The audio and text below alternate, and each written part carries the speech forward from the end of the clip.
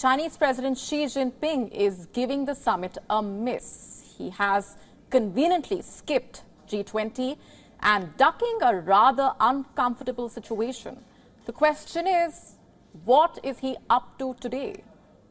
Isn't he suffering from acute FOMO, the fear of missing out? On Thursday, in fact, Xi Jinping was in the Dragon King Temple village. What was he doing there? Consoling residents who were impacted by Typhoon Doksuri.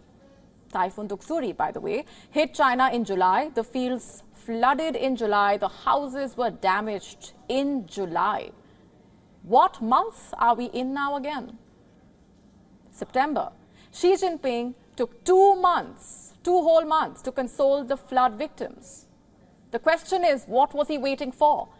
Was Xi Jinping's calendar full? Or was the leader waiting to strategically place the flood victims in his calendar just to appear busy and to show the world that he cannot come to the G20 summit in New Delhi because there are domestic engagements at home, pressing issues apparently that he needs to address? Just tell me one thing. Did Xi Jinping abuse the grief of the flood victims?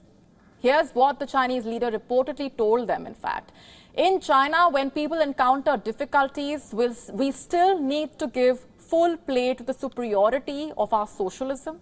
And he reportedly went on to say, when one party is in trouble, all parties will support it, and the country will fully support it.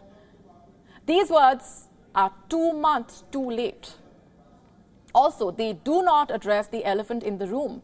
What happens when the country's leader is in trouble? Because where Xi Jinping is, as the G20 leaders meet in New Delhi, the Chinese president finds himself in trouble. 2 days ago, we told you what happened at the annual Bidai gathering.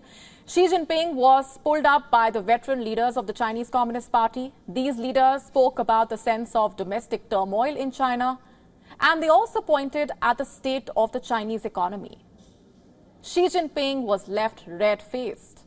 Never before, since becoming the CCP General Secretary, had Xi Jinping been reprimanded in this manner. And reports say the leader expressed his frustration to a close aide as well. And the question doing the rounds of the power corridor is this.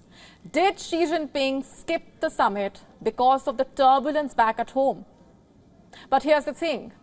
Say Xi Jinping did come down. What would he have spoken about? The collapse of Evergrande? The rise of joblessness among the youths? Italy's planned exit from the Belt and Road Initiative? How China appears to have started its own Cold War? Or the decline of the trade surplus in August? In August 2022, the number was $79 billion, and this year it has fallen to $68 billion.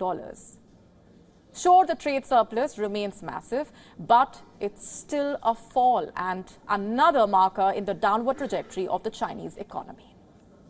WION now available in your country. Download the app now. Get all the updates on the move.